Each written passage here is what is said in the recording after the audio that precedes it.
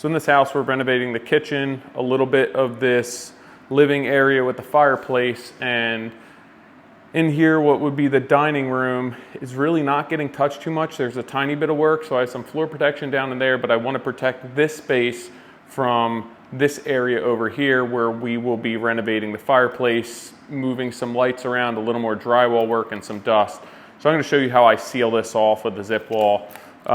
First thing I already have up there, so I went around yesterday and I put up tape on the trim. The reason that I put the tape on the trim, if I put it on the walls and we're not repainting in here and I go to pull it off, I have to repaint an entire wall. If I pull it off of the trim, it's only repainting the trim. There's a nice flat spot on this trim here.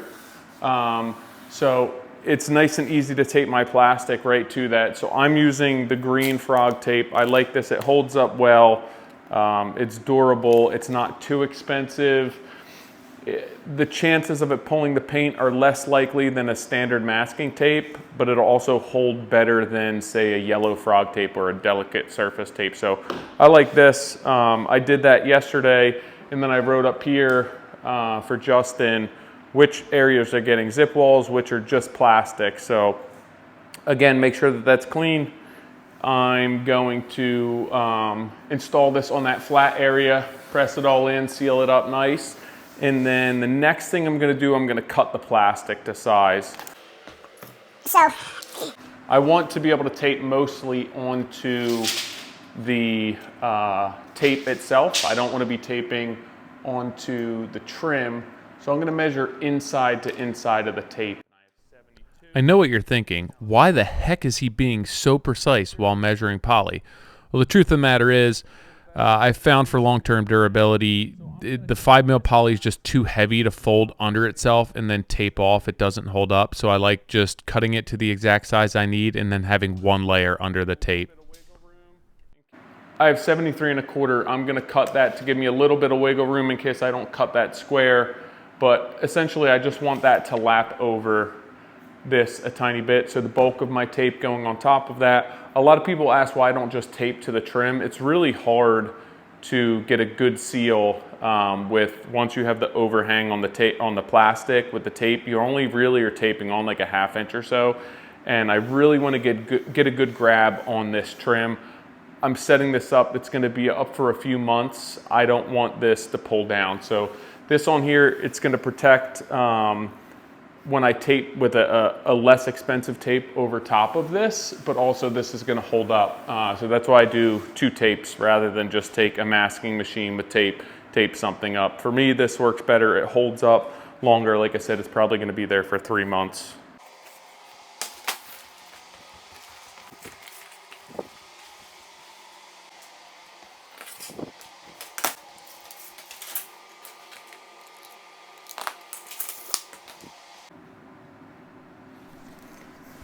I'm using a T-square and a utility knife because I have 1/4 inch masonite underneath my work area here, but if it's easier, you can always use scissors. A lot of times, if you have a sharp knife blade, which I do not here, this is a very quick and efficient way of doing things.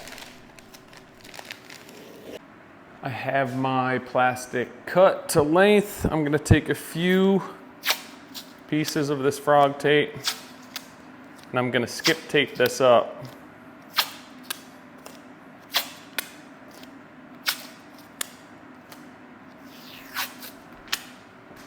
And then go over that with some heavier duty tape.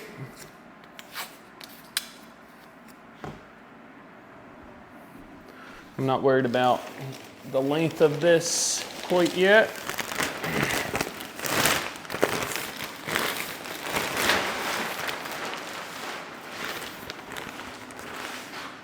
So I'm going to come over here, hang this over about what I think it should be on that corner. Probably have to readjust this. Probably fall 5 times before I get it up. I'm about a 1/2 inch overhanging that masking on that side.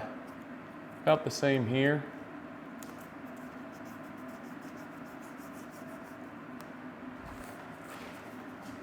So before I get too far, again, because I don't have a ton of overlap here, because I don't want to be cutting up against the trim, I'm just going to make sure that on my bottom, I'm not short anywhere, right? So I want to pull this over to overlap a little bit more here. So I'm going to do that and adjust this up.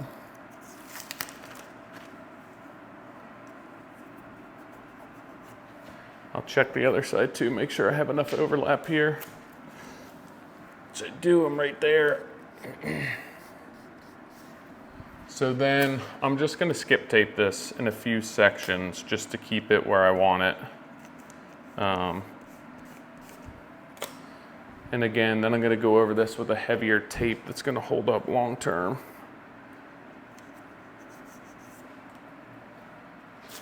Same thing with the top. Ideally, I get this as nice and tight as possible.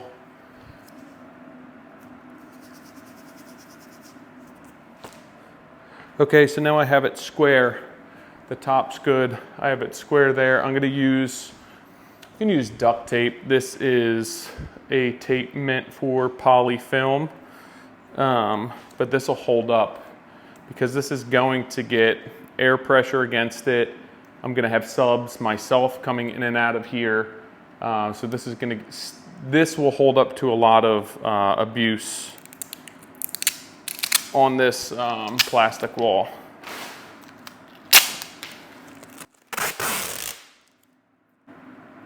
So I'm gonna make sure I don't tape it onto the casing at all because I don't wanna rip off the paint.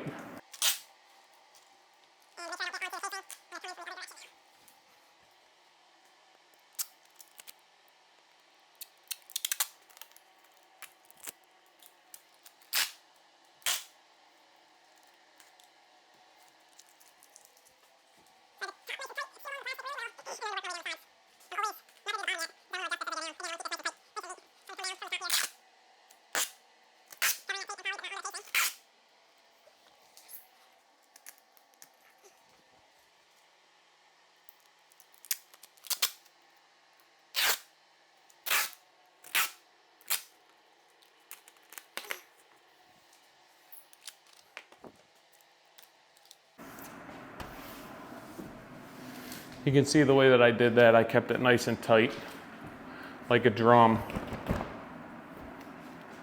If it's not tight now, it's not gonna be tight later. And then there's two ways you can do this. I generally just fold it where I want it, leave it a few inches long so it lays onto the floor. If I was doing a renovation where it was really dust critical, there's not gonna be a ton of demo in here. In this room here. So I'm not concerned, there's nothing hazardous in here. I'm just looking to protect that room. So what I'll end up doing is I'll cut this a few inches long so it drapes onto the floor. It keeps the bulk of the dust out.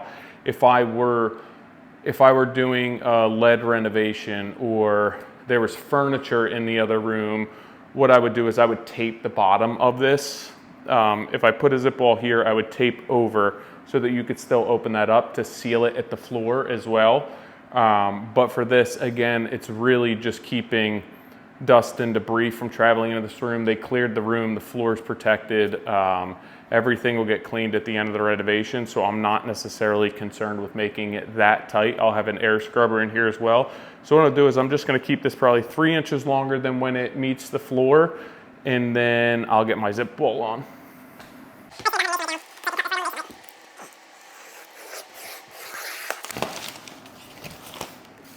So that'll go down onto the floor.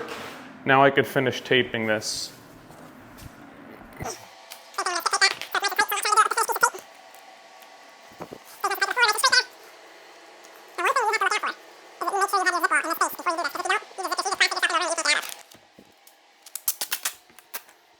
Same thing, I'm gonna cut here and work my way up from the bottom.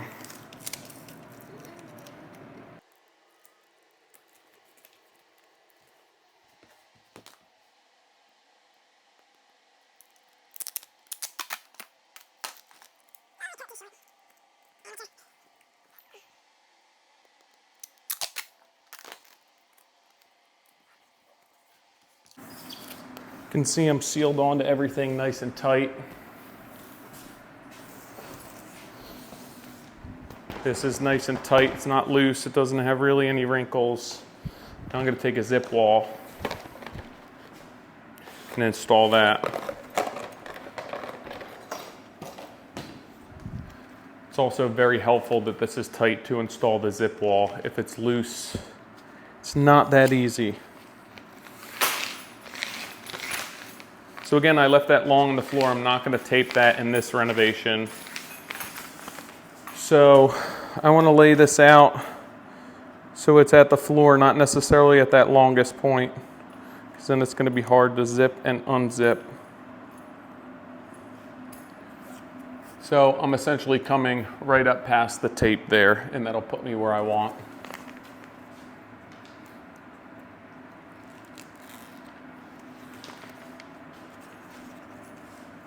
Line it up. I know the camera will tell me how far off center I am afterwards. And then I just peel the backing and put pressure on this as I go down.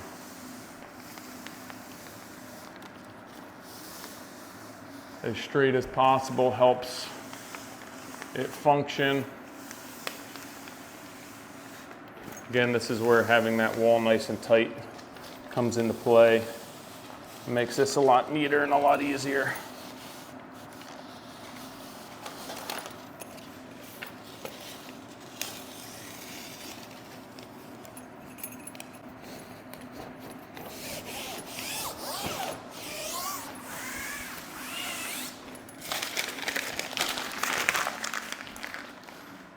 All right, now they give you this little tool.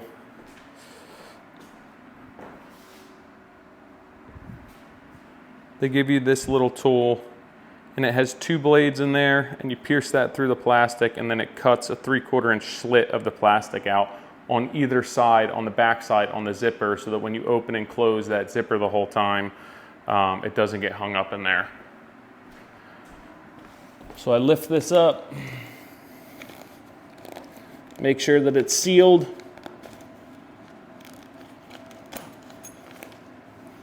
Bottom is not. There we go.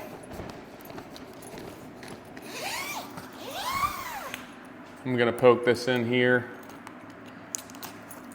and then just work my way down right in the center and cut that plastic out. And I go all the way through to the bottom. And then that's that piece of plastic that it cuts out, so that on the back side of that zipper it doesn't get hung up. So now you have a nice, tight, neat zip wall. What I was saying as far as taping this to the ground, if this was a really critical dust renovation, you can see how this laps over on the ground here, so it's going to keep the dust out, especially when I get air scrubber on here. But if I was really concerned with protecting this floor, I could tape from that corner to about here, and from this corner to about here, so that you can still open the bottom of this door and get in and out, but the rest of the dust is going to be sealed off. In this case, I'm not that concerned about it, but I have a nice, tight, neat entry point, and now when whoever's working in this room, they can seal it off.